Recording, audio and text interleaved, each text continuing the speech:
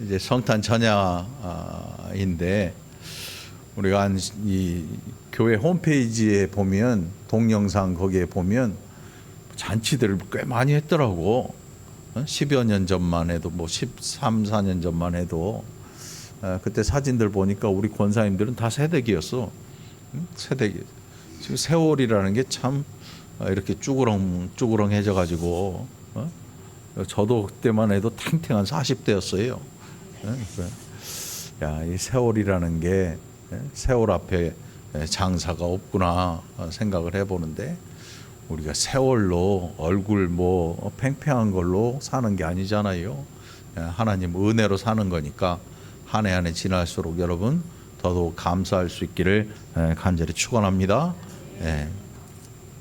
자, 이제 오늘 본문으로 들어가서 스가랴 선지자의 서신을 통해서 우리가 함께 은혜를 나누려고 합니다. 우리가 지난주에 스가랴서 저 앞쪽을 8장인가요를 살펴봤었지요. 오늘은 스가랴 13장의 말씀을 통해서 함께 은혜를 나누려고 합니다. 자, 13장 1절에 보니까 그 날에 죄와 더러움을 씻는 셈이 다윗의 족속과 예루살렘 주민을 위하여 열리리라. 사실은 이 스가랴서에도 예수님에 대한 예언이 아주 가득하고 시편이나 또 다른 성경에 엄청나게 많이 기록이 되어 있습니다. 특히 이사야서에는 아주 메시아로 가득 찬 이 기록이 되어 있죠. 그래서 이사야 선지자가 기록한 서신에는, 이사야서에는 이 메시아로 가득 차 있어요. 메시아로. 그래서 오늘 특별히 스가랴 선지자를 통해서 우리에게 하나님께서 은혜를 주기를 원하시는데, 이 죄와 더러움을 씻는 셈이 다윗의 족속과 예루살렘 주민을 위하여 열린다. 이 포로로 잡혀갔다가 바벨론에서 70년의 포로 생활을 끝내고 돌아온 귀환한 사람들, 그리고 이 시대에는 학개 선지자가 함께 활동을 했고 성전 건축을 하고 있는 그런 시기였습니다. 성전만 지어서 되는 게 아니고 성전을 짓는 사람들의 마음도 중요한 것입니다. 요즘은 건설사에다가 교회 지을 때 건설사에 맡겨버려요. 설계해가지고 교인들이 가서 이래라 저래라 관여할 것도 없고 알아서 맡겨놓으면 건설사들도 잘 짓습니다. 교회를. 그래서 다 지어놔버려요. 예전에 시골 교회들은 그렇지 않았어요. 또 도시교회도 마찬가지고 이 교회를 지을 때 보면 낮에 시간이 되는 집사님이나 남자 성도님들이 오셔서 같이 벽돌을 지고 등짐을 지고 그 벽돌을 옮기기도 했어요, 여러분. 요즘은 어떠냐면 교회를 짓고 있는데 밑에서 담배 피고 별 사람이 다 있어요. 예전에는 그래도 신앙생활 하는 사람들이 교회를 지어서 올렸다면 요즘은 그렇지를 않아요. 돈만 주면 그냥 설계해가지고 다 올려버리니까 거기에 누가 교회 짓는데 담배를 피냐 어쩌냐 말할 것도 없어요. 말도 못해요. 자, 이 당시에 성전을 지어 올리는데 학개 선지자를 통해서 하나님께서 말씀하시고 성전을 지어 올리는데 중요한 것은 건물 자체가 아니고 짓는 사람들이 중요한 거예요. 우리가 생각할 때 이걸 자칫 잘못 생각하면요, 건물 자체를 중요하게 여겨서 사람을 별로 중요히 여기지 않아. 그러면 실패한 거예요. 하나님께서 이 학개 선지자를 통해서 스가랴와 함께 활동하던 그 시대에 이걸 스룹바벨 성전이라고 일컫는데, 그 성전을 지으라고 계속 격려하시고 학개 선지자에게 말씀을 주시고 그렇게 하셨는데, 중요한 것은 하나님께서 원하시는 건 뭐였냐면 성전 건물 자체를 원하신 게 아니고 하나님을 만나고자 하는 짓는 사람들의 마음을 원하셨던 거예요. 여러분, 이 5층에 보면 요양원이 있잖아요. 이 요양원하고 우리 교회하고 어디가 더 좋을 것 같아요? 교회가 좋다는 사람들은 교회 다니니까 그렇지. 올라가면요 지붕이 5m예요. 5m, 6m 돼요. 엄청 높아요. 바뀌었으면 딱 좋을 것 같은데 돈이 없잖아. 그런데 중요한 것은 아무리 건물이 좋아도 그 안에 신앙인이 없으면 아무것도 아닌 거예요. 신앙인이 없으면. 오늘 이 별 볼 일 없는 지붕도 낮고 값도 별로 안 나가는 이런 상가에 교회가 있어요. 그런데 이 교회 안에 믿음의 사람들이 존재하는 것으로 우리는 너무 좋은 거예요. 하나님이 너무 기뻐하시는 거예요. 하나님이. 그래서 오늘 이 본문 말씀 1절에 보니까 예수 그리스도에 대해 이 포로 후기에 온, 포로로 살다가 돌아온 이 백성들에게 하나님께서 선지자를 통해서 말씀하시는데 뭐라고 하시는가 하면 죄와 더러움을 씻는 샘이 열리게 할 것이다. 이게 무슨 뜻이냐면 사실 여러분 목욕탕 가서 이 코로나 이후로는 목욕도 잘 안 해. 더러워 죽겠어 아주. 집에서 씻는 거지. 샤워는 하겠지. 목욕탕에도 사람 별로 없잖아. 옛날에는 가서 때 좀 밀어주세요 하고 팍팍 세신도 하고 그런. 여러분 목욕탕 갔다 오면 그 다음에 얼마 있다 목욕탕 가요? 1년 있다 가는 사람 없지? 뭐 중국 사람도 아니고. 중국 사람들은 1년에 한 번 목욕한다고 옛날 중국에는 그랬대요. 왜냐하면 이 때를 미는 게 재물이 나간다는 생각 때문에 이 때 미는 거를 아주 싫어했대. 이 때를 미는 이 일이 재물이 나간다고 생각을 하니까 목욕을 못 하는 거지. 때를 못 미는 거지. 그래서 옛날에는 이 중국 사람들에 대한 이 말이 별로 안 좋은 말이 있었어요. 근데 이제 우리는 안 그렇잖아요. 적어도 우리 옛날 박 장로님 보니까 일주일에 한두 번은 꼭 사우나 올라가시더라고. 여기 박창환 집사님도 가끔 보고 그랬지. 사우나 올라갔다 내려오면서 얼굴들이 뽀송뽀송 해가지고 와. 그래가지고 이 사우나에 가면 일주일에 한 두어 번은 가요. 야 오늘 목욕했으니까 날짜 적어놓고 한 4개월이나 5개월 있다 와야겠다. 그런 사람 없거든요. 여기에 죄와 더러움을 씻는 셈이 기록이 돼 있어요. 아마도 그 포로기에 돌아와서 그런 셈이 진짜로 존재했다 한들 씻었다고 해서 또 안 씻는 사람 없을 거예요. 계속 씻어야 되는 게. 그게 뭐냐면 죄를 지어서 하나님 앞에 제단에 가서 이 속죄제를 드리고 돌아오는데 여러분 이게 얼만큼 갈 것 같아요? 어떤 때는 하루도 못 가고 반나절도 못 가 또 죄를 져요. 짓고 싶어서 짓는 게 아니고 갑자기 느닷없이 그런 죄를 짓게 되는 거예요. 그러니까 성전에 또 올라가야 돼요. 우리가 마치 목욕하고 집에 갔는데 더러워지면 또 씻어야 되는 것처럼 이게 죄와 더러움을 씻는 셈이 실제로 존재했다 하더라도 영원히 되는 건 없었어요. 그런데 오늘 이 본문을 계속 묵상해 보면 누군가를 일컫고 있어요. 나중에 저 뒤에까지 가보면 하나님께서 지금이 아니고 구약에서 끊임없이 이야기하고 있는 메시아에 대한 이야기를 하고 계시는 거예요. 우리가 왜 성탄절에 이렇게 즐거워하고 기뻐합니까? 그런데 가만히 보니까 예수 안 믿는 사람들이 성탄절에 더 난리를 피고 살아요. 더 보니까 해가 갈수록 더한 것 같아요. 성탄절이라는 이 날을 완전히 상업화해가지고 술 먹는 날, 뭐 선물 사주는 날, 여친 선물 사주는 날. 용민이 너도 사줬지? 안 사줬어? 용민이 너는 그러는 거 아니야? 응? 사줘야 돼. 내일 가서 사줘라. 그 헤어지고 교회 와가지고 울고 그러면 안 돼. 사주고 말아야지. 사주고 해야지. 안 헤어지는 게 좋은 거야. 알았지? 그래 꼭 사줘. 아무튼 이런 날로 세상은 바꿔놨어요. 아주 상업적이에요. 뭐 백화점 앞에 큰 트리가 있다 그래서 그게 그 백화점 사장이 신앙이 좋아서 그 틀이 만들어 놓은 게 아니고, 야 이거 멋있지, 우리 백화점에는 이런 것도 있다 해가지고 불러드리는 거야. 그래서 그 안에 가보면 온갖 것을 다 팔아요. 뭐 교회도 안 나가는데 성탄절 세일을 하고 난리야 난리. 네? 세상과 교회가 극명하게 갈리는 때가 언제냐면 바로 이때야. 바로 이때야. 상업용이냐 신앙용이냐 완전히 극명하게 갈라요. 네? 극명하게. 그래서 구약에서 끊임없이 말씀했던 메시아를 스가랴 선지자를 통해서도 하나님께서 보여주시는 거예요.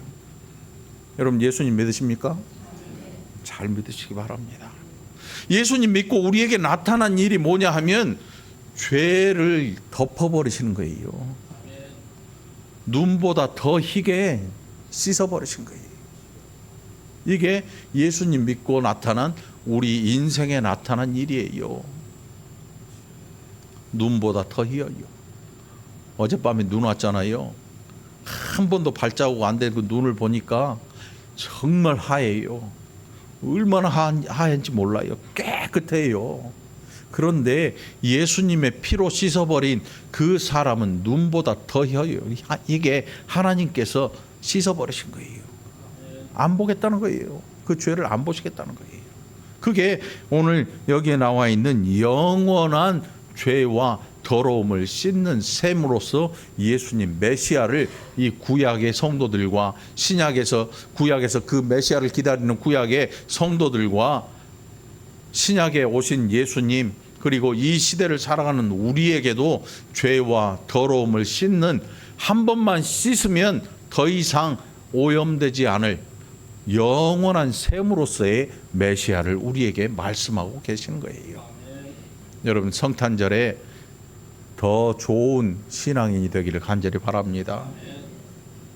사실 이 성탄절이라고 하는 게 성경에 있는 절기가 아니에요. 여러분 뭐 여기저기 보면 알겠지만 성탄절이라고 하는 게 성경에서 예수님이 12월 25일 날 태어나신 그런 게 아니에요. 아마도 예수님의 탄생을 기념하기 위해서 누군가가 처음 시작한 게 이 날이 된 것 같아요. 그 성탄절의 기원을 이렇게 뒤져보면 예수님하고 별로 상관이 없는 그런 날이기도 해요. 그럼에도 불구하고 모든 교회에서 이 날을 기뻐하며 기뻐하고 예배를 드리는 이유가 뭐냐면 예수님의 오실 그 날을 우리가 알지 못하잖아요. 1년 어느 날인가는 그 날일 거 아니에요. 근데 아마도 이 초대 기독교회나 이런 데서 아마 어떤 일로 말미암아 아마 이 교회에서 이 날을 예수님의 탄생일로 지키자. 아마 이렇게 해서 이 날이 계속 지켜져 왔던 것 같아요. 그래서 아무리 성경을 찾아봐도 12월 25일이 예수님 생일이라는 그런 내용은 없어요.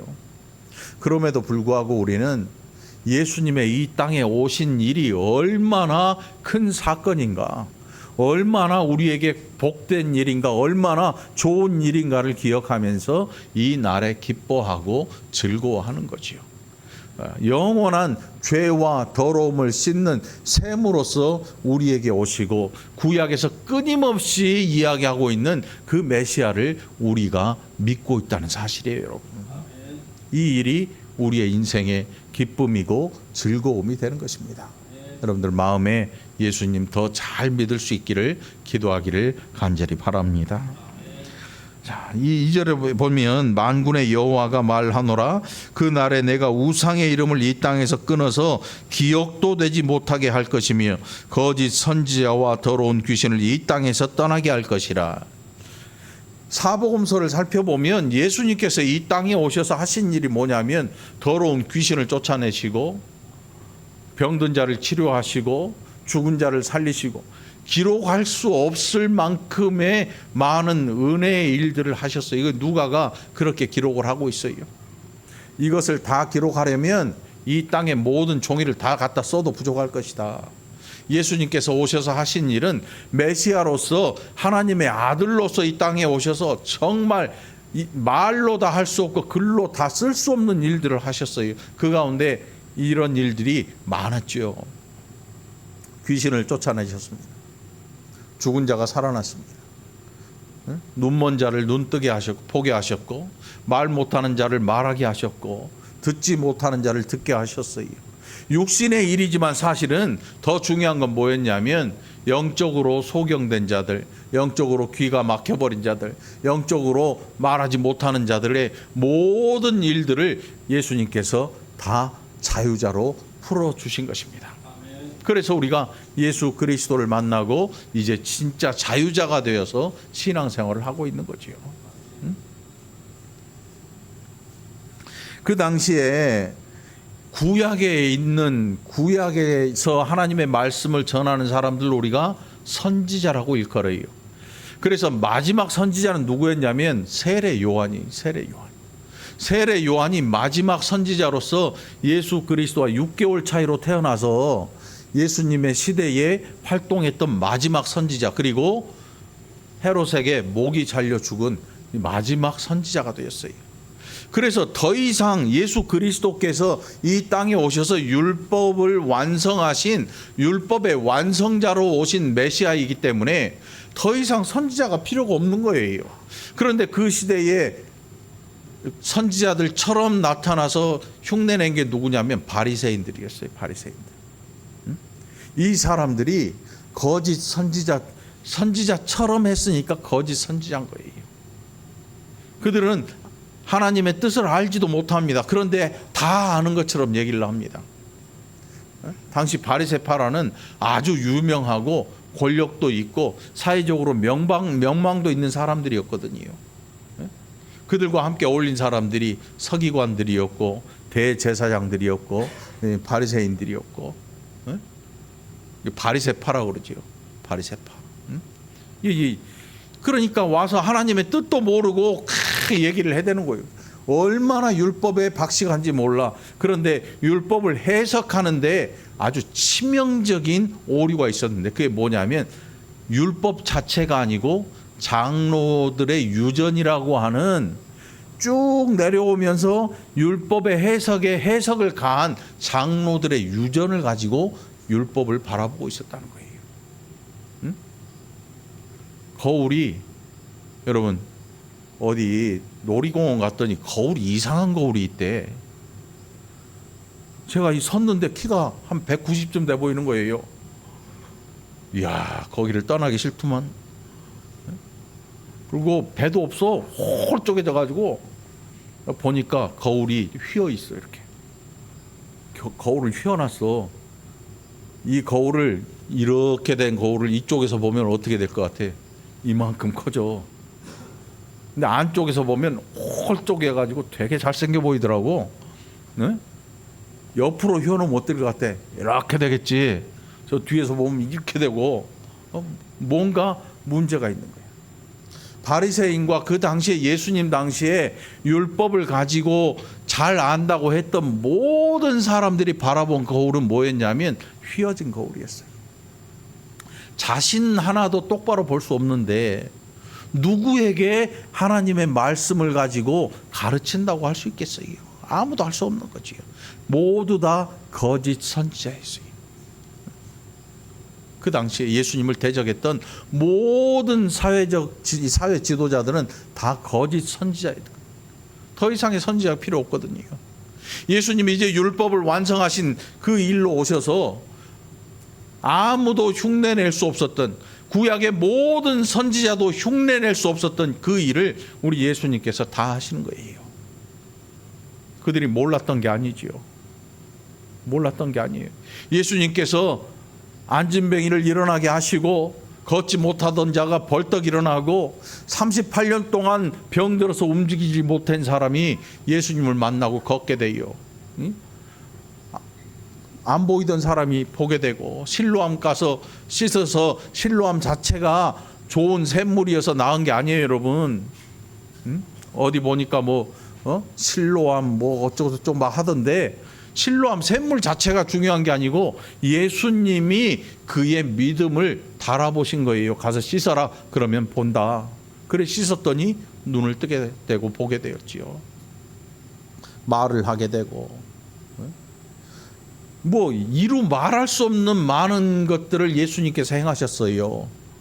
이루 말할 수 없는 일들을. 그게 바로 2절에서 기록하고 있는 내용이죠. 자, 그 당시에 예수님께서 복음을 전하실 때, 하나님 나라의 복음을 전하실 때 행하셨던 일들이 뭐냐면, 귀신들이, 악한 존재들이 감당 못하고 떠나가게 돼요. 무덤 사이에 있던 그 귀신 들린 그 남자아이에게 예수님께서 말씀하실 때 그 귀신이 떠나서 돼지떼로 들어가 버렸어요. 그래서 예수님이 그 지역 사람들이 와서 예수님한테 돼지떼에 들어가서 돼지가 다 물에 빠져 몰살했으니까 그 사람들이 보기에는 예수님이 이게 별로 좋은 사람이 아니야. 그러니까 이 마을에서 빨리 떠나가 주세요. 우리 돼지떼 더 죽는 꼴 못 보겠으니까 빨리 나가 주시오. 이렇게 얘기한 거죠. 응? 오늘 우리가 믿는 예수님은요, 아직도 강보에 쌓여 있는 그런 예수님이 아니에요. 어떤 데 보니까 강보에 쌓인 아기를 2000년이 지나도록 강보에 쌓아놨더라고. 그 강보에 쌓인 아이를 아직도 2000년이 지나서도 강보에 쌓여 있다고 생각을 해요. 절기라고 하는 게 사실 굉장히 어떤 면에서 우리의 신앙에 위험성이 있기도 합니다. 지금은 어떤 시대입니까? 예수님께서 부활하시고 승천하셔서 하나님 보좌 우편에서 그 백성들을 향해 도고하고 계셔요. 도고라는 게 뭐냐면 우리를 향해 중보기도 하고 계시는 거예요. 중보기도 하고 계셔요. 네? 여러분 기억하세요. 지금 예수님은 강보에 쌓여 있거나 부활절에 십자가에 못 박혀 있거나 뭐 이렇게 어렵고 고생하면서 이 일을 아직도 하고 계시는 메시아가 아니라 모든 것을 다 이루시고 하나님 보좌 우편에 앉으셔서 온 우주를 통치하고 계시고 다스리시는 성자로서의 자리에 임하고 계셔요. 그런데 놀랍게도 그분은 육체를 가지고 계시는 거예요. 부활이 그 일을 한 것이죠. 부활로 말미암아. 예수님은 하나님 아버지는 영이셔요. 그러나 성자 하나님은 육신을 가진 하나님으로 하나님 보좌 우편에 앉으셔서 오늘 저와 여러분을 위해 중보기도 하고 계시는 거예요. 우리의 신앙이 자라난다고 하는 건 뭡니까? 강보에 있던 아기 예수가 여기서 끝나버리는 게 아니고 나중에 십자가를 지시고 우리의 모든 죄를 걸머지시고 우리의 죄를 사하시고 십자가에 달려 죽으심으로 말미암아 장사한 지 사흘 만에 다시 살아나셨다. 그리고 그분은 하나님 보좌 우편에 지금 계신다. 이게 우리의 신앙 고백 아닙니까? 우리의 신앙 고백. 장사한 지 사흘 만에 죽은 자 가운데서 다시 살아나시고, 이게 우리의 신앙 고백이거든요. 자, 그래서 여러분 이 특별히 성탄절을 지내면서 더 좋은 믿음의 사람으로 거듭나게 되기를 간절히 축원합니다. 그래서 우리의 종교적인 이 행위라고 하는 게 어떤 때 보면 참 한숨이 나올 때가 있어요. 이 개혁교회라 그러죠. 우리를 개혁교회라 그래요. 로마 카톨릭의 그 썩어버린 그 종교의 모습에서 이제는 아니다, 이건 아니다. 성경으로 돌아가자. 하나님 말씀으로 돌아가자 해서 개혁교회가 탄생을 하게 돼요. 그러면서 한 일이 뭐냐면 중세 로마 카톨릭에서 행했던 모든 말도 안 되는 종교적 행위들을 척결하는 거예요. 다 끄집어내는 거죠. 다 끄집어내는 거예요. 보니까 아직도 예수님이 강보에 쌓여 있어요. 거의 2000년을 쌓여 있더라고. 그 이상한 거지. 그런 형상조차도 하나님이 싫어하시는데 거기는 형상이 너무나 많은 거예요. 형상들이 엄청나게 많아. 오늘 여러분 우리의 마음에 있는 그리스도에 대한 형상이 필요치 않아요. 우리에게 필요한 건 뭐냐 하면 이 시간에도 하나님 보좌 우편에서 우리를 위해 중보기도 하시는 예수 그리스도의 은혜를 사모하는 일이에요. 이게 우리의 신앙이 되어야 되는 것입니다.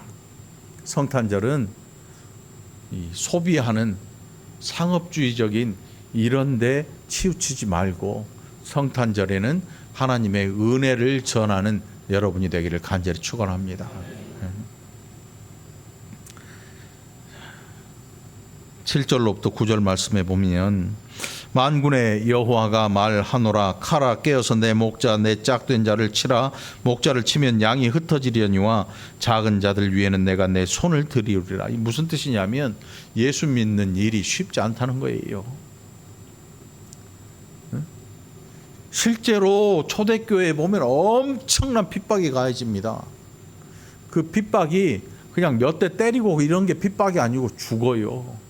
죽는 것도 여러분 곱게 죽이지 않아요. 칼로 자르고 톱으로 자르고 짐승에게 이 사지를 묶어서 다 사지를 해체시켜버리는 산채로 그런 일들을 행하는 정말 감당하지 못할 어마어마한 핍박들이 존재했습니다. 그런데 그 핍박들이 존재하면서 그 핍박들을 행하는 가운데에도 성도들이 신앙을 놓지 않아요. 하나님을 배신하지 않습니다. 이거는 여러분 사상이 아닙니다. 신앙은 사상이 아니고 신앙은요 굳은 결심도 아닙니다. 신앙은 살아계신 하나님이 우리와 함께 하시는 일입니다. 여러분 안에 거하시는 성령의 음성을 듣고 살아가는 그 일이 신앙생활을 하는 일인 것입니다. 그런데 하나님께서 그렇게 핍박당하는 자들에게 하나님의 손을 들이운다. 하나님이 보호하신다.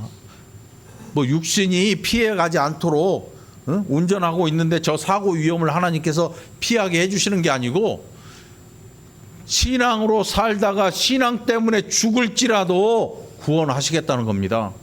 하나님의 손을 들이운다는 건요 우리가 생각하는 만사 형통이 아닙니다. 어디 갔는데 9.11 그때 테러 나서 그 안에 있던 사람이 하는 얘기를 들었어요.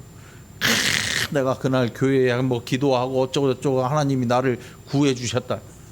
그럼 다른 사람도 그런 사람 신앙생활 한 사람이 있어요. 그런 것으로 신앙을 몰고 가면요 아주 세속적인 일이 되고 말아요.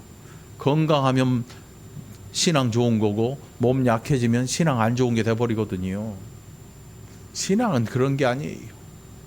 신앙은 그런 게 아니고 내가 믿는 예수 그리스도 때문에 내가 이 땅에서 그 어떤 핍박을 받아도 하나님이 나의 구원을 포기하지 아니하시는 거예요.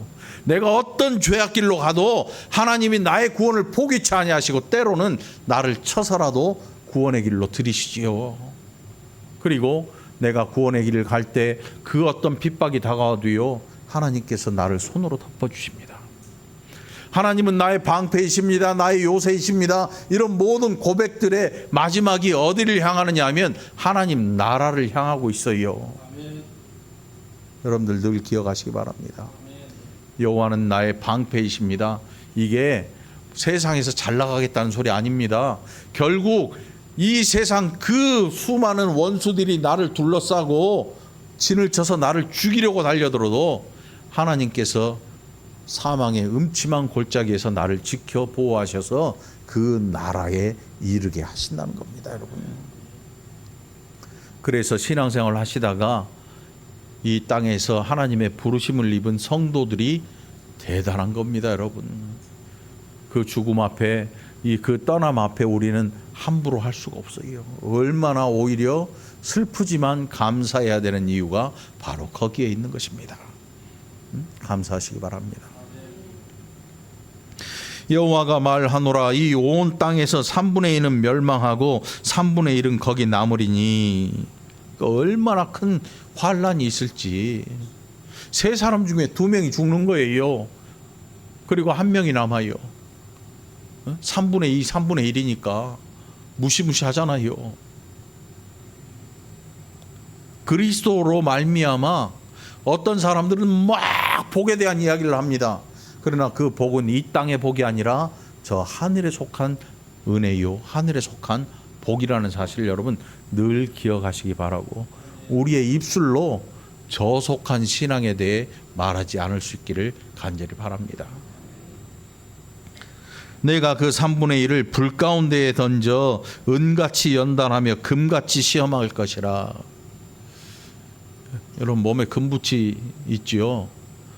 금붙이, 아니 나쁘다고 얘기하는 게 아니고 금붙이 있는 거 한번 봐봐요. 반짝반짝 하잖아. 그게 왜 그렇게 좋은 금이 된지 아십니까? 불 속에 들어갔다 나와야 금이 되는 거예요. 좋은 금이 되는 거예요. 여러 번 담금질 할수록 좋은 금이 되는 거예요. 이해가 안 가면 금 좀 갖고 와봐. 나 이빨로 한번 깨물어 줄게. 네? 좋은 금일수록이요, 불 속에 여러 번 들어갔다 나와요. 계속 넣어서 녹이면 어떤 일이 생기냐면 불순물들이 타서 튀어나가요. 네? 이게 희한해. 어떻게 알았는지. 네? 그래서 99.9% 순도의 금괴가 있잖아요, 여러분. 갖고 와보라니까 하나. 집에 그런 거 놔두지 마.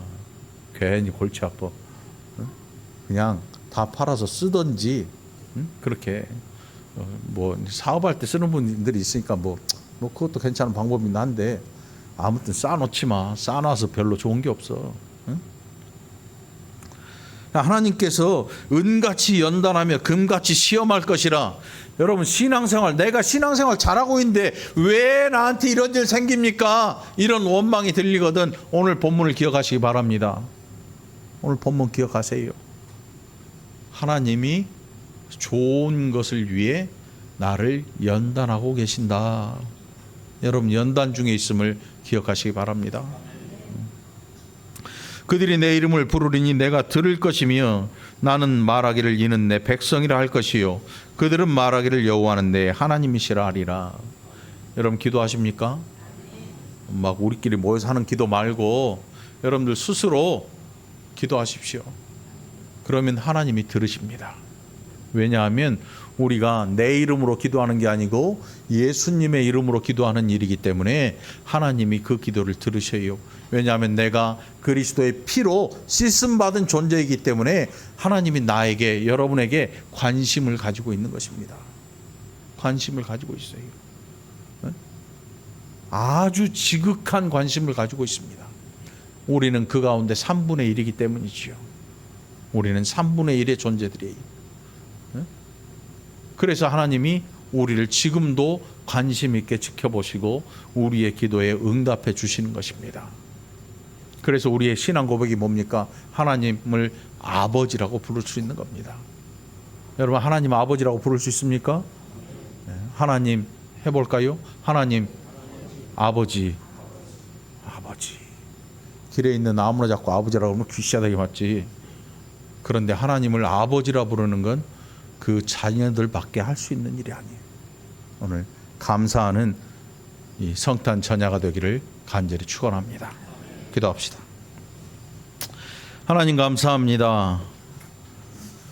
우리가 때로 얼마나 또 세속적인 그런 신앙으로 살아갔는지, 이제 우리의 신앙을 아버지 하나님 고치셔서 좋은 믿음의 사람으로 변화되게 인도하여 주옵소서. 끊임없이 말씀하시는 하나님, 그 음성을 잘 듣게 하시고 그 음성 앞에 겸손히 엎드리고 또 순종하기를 즐겨하는 자들이 되게 하여 주옵소서. 감사드리옵고 예수님 이름으로 간절히 기도합나이다. 아멘.